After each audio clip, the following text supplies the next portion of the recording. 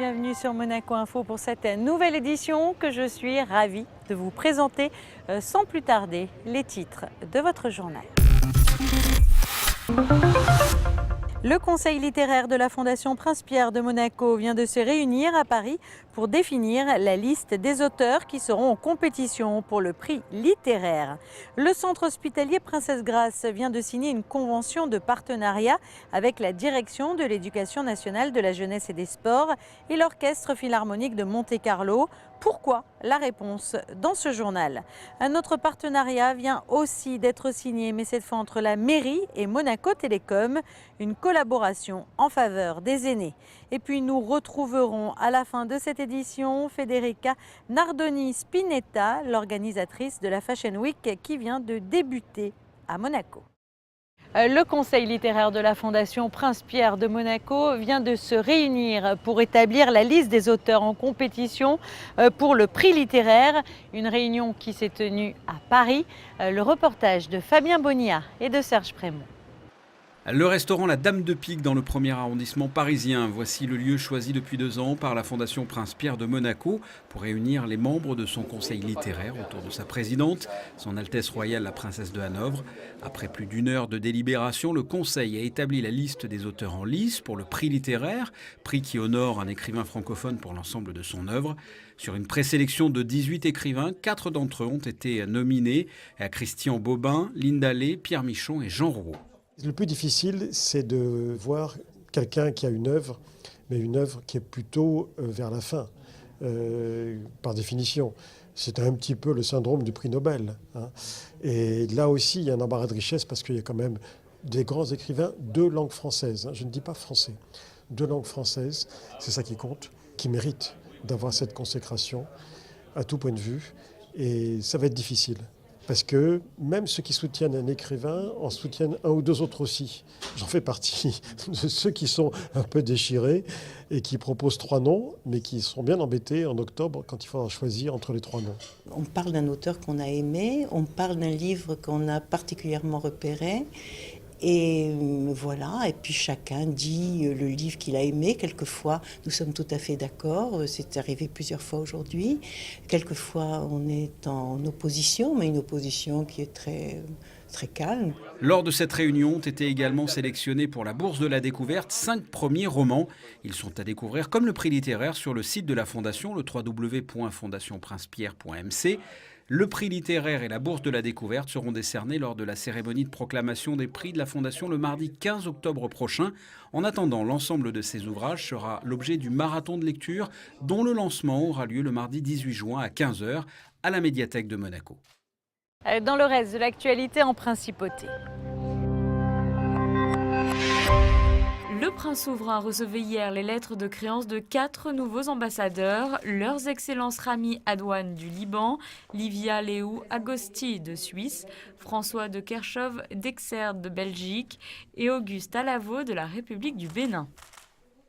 La traditionnelle remise des prix de la No Finish Line avait lieu également hier. L'édition 2018 a rencontré une nouvelle fois un franc succès, ce qui permet de soutenir de nombreux projets. Plus de 105 000 € ont été versés au Centre cardio-thoracique de Monaco pour le Monaco Collectif Humanitaire. Un chèque de 80 000 € a été offert à la Fondation Tegla Loroup pour la construction et l'équipement d'un internat de garçons au Kenya. 55 000 € ont été versés pour la construction d'un internat au Népal. Grâce au projet Au cœur du collège, porté par les élèves du collège Charles III, plus de 27 000 € ont été versés pour la participation au traitement de la jeune Atina atteinte d'ichthyose lamellaire. En tout, ce sont plus de 380 000 € qui ont été versés grâce aux efforts des participants de l'édition 2018. Le centre hospitalier Princesse Grace de Monaco vient de signer une convention de partenariat avec la direction de l'Éducation nationale de la jeunesse et des sports et l'Orchestre philharmonique de Monte-Carlo. L'objectif en toile de fond, offrir un meilleur accueil et une meilleure prise en charge aux patients. Nous écoutons la directrice du CHPG, Benoît de Sévelinge. On est à l'hôpital, on doit être soigné, mais au-delà de ça, qu'est-ce qu'on peut faire pour aider nos patients à mieux vivre à l'hôpital ? Alors là, on a travaillé en fait avec les deux extrémités de l'âge, les enfants et adolescents. Donc aujourd'hui, les enfants et adolescents qui sont hospitalisés à l'hôpital sont visités par une éducatrice qui est spécialisée et qui fait une aide aux devoirs. Il se trouve qu'on a de plus en plus de jeunes dans ce cas et pour des durées qui sont extrêmement variables. Donc nous avons souhaité, avec Isabelle Bonal, travailler en partenariat sur la mise en place d'une organisation qui permettra à chacun des enfants adolescents scolarisés à Monaco d'être suivis pendant sa période d'hospitalisation. Le second beaucoup plus gai, donc avec l'Orchestre Philharmonique de Monte-Carlo.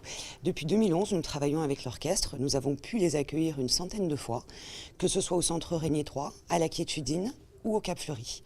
Ce sont des moments extraordinaires pour les personnes âgées puisque des prestations de très haute qualité, on connaît le niveau des musiciens de notre orchestre, dont certains viennent en plus bénévolement d'ailleurs, il faut le souligner, et des résidents en face qui passent un moment extraordinaire, qui retrouvent le goût de la musique, qu'ils peuvent écouter après dans leur chambre aussi, et vers lesquels on peut amener un dialogue un petit peu différent à travers la musique, ça adoucit les mœurs. On le sait bien. Et pour le coup, en maison de retraite, ça ne se passe pas forcément bien tous les jours pour un résident. Avoir l'apport de l'orchestre est un apport superbe. Accompagner et éduquer les résidents, mais en particulier les seniors qui souhaitent se familiariser avec les technologies de l'information et de la communication. C'est l'objectif de la mairie et de Monaco Télécom qui viennent de signer un partenariat. Les explications avec Dominique Poulain. Quoi de plus normal que de célébrer l'union entre la mairie et Monaco Télécom dans la salle des mariages? Les deux entités viennent de signer un partenariat dans le but de mieux préparer et aider les résidents monégasques aux différentes technologies de l'information et de la communication. Ce partenariat est important pour le rôle d'accompagnement des personnes, des résidents monégasques, parce que une de nos priorités, c'est quand même l'amélioration du quotidien à Monaco, des personnes. Alors on parle souvent de l'amélioration du quotidien dans le domaine social, donc c'est vrai, mais la transition numérique est très importante. C'est un partenariat qui est très intéressant pour la mairie et également pour Monaco Télécom, qui a ce rôle aujourd'hui plutôt éducatif par rapport à la population monégasque. Ce partenariat s'articule autour de plusieurs grands axes, comme la téléalarme. La ligne téléphonique sera désormais installée et mise à disposition gratuitement aux personnes ayant une box Monaco Télécom. L'abonnement sera lui aussi gratuit. Une centaine de personnes est concernée parmi les 700 bénéficiaires de ce service d'urgence. Et pour ceux et celles qui ont du mal à maîtriser le matériel informatique et Internet ou à se familiariser avec les logiciels, une assistance sera apportée au travers d'ateliers et de conférences. La technologie, ça peut exclure. On le sait, on a parlé de fracture numérique. Et aujourd'hui, on est dans un temps d'accélération de la technologie. On parle de transition numérique, on parle de Smart City, on parle de 5G, on parle de beaucoup de choses nouvelles. Et si on n'inclut pas, on va forcément exclure. Et la mairie, c'est le vecteur de la proximité à Monaco. Nous considérons que le rôle de l'opérateur, ce n'est pas simplement de développer ici des nouvelles technologies, mais c'est d'aller les expliquer aux gens. C'est de les accompagner dans les différents moments de leur vie. Les ateliers sur les nouvelles technologies seront destinés aux adhérents du club Le Temps de Vivre. Et les conférences thématiques seront organisées à la Maison des Associations, à l'attention des associations monégasques.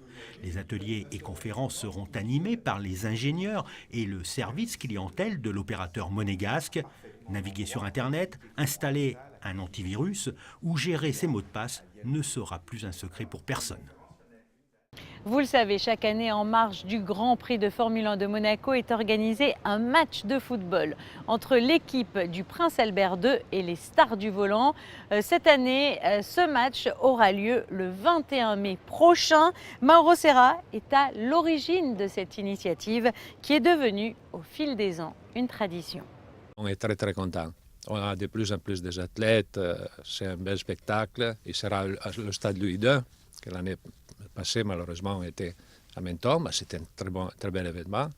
Et on a beaucoup de participants aussi, de pilotes cette année. Ils ont déjà 14 pilotes, Formule 1, plus la Formule 2 et Formule 3. Et nous, on a beaucoup d'invités comme Elisabeth Görgle, la skieuse. Il y a Dominique Paris qui va recevoir un prix ici parce qu'il a fait des choses impressionnantes cette année à la Coupe du Monde. Suzy Wolf, qui est la team manager du team Venturi, qui sera avec nous pour le kick-off. Et après, on a Ezio Greggio avec nous, qu'on les remercie beaucoup. On sait qu'il joue très bien au football. On va le mettre devant, comme ça on est tranquille. Espérons. Non, mais nous, on a beaucoup d'athlètes importants qui sont avec nous.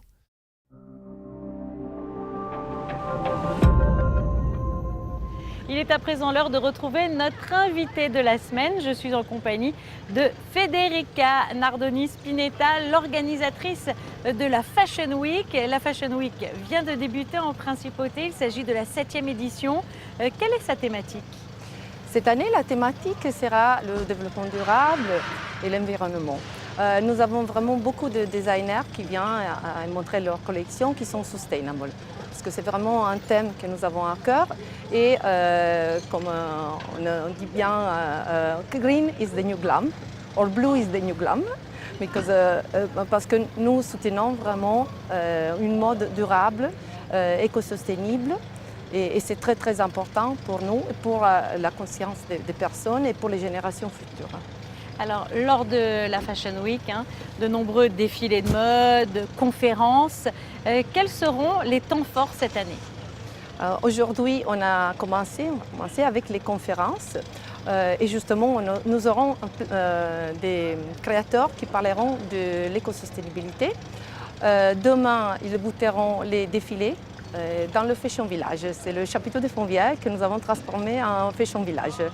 Et on aura des défilés pendant plusieurs jours. Nous aurons aussi la soirée des Fashion Awards le vendredi soir, toujours au Fashion Village, parce que nous avons vraiment pensé que c'est très important de mettre en avant un lieu pour la mode. Alors vous mettez en avant un lieu pour la mode, mais également chaque année une personnalité du monde de la mode. Cette année, qui est-elle ?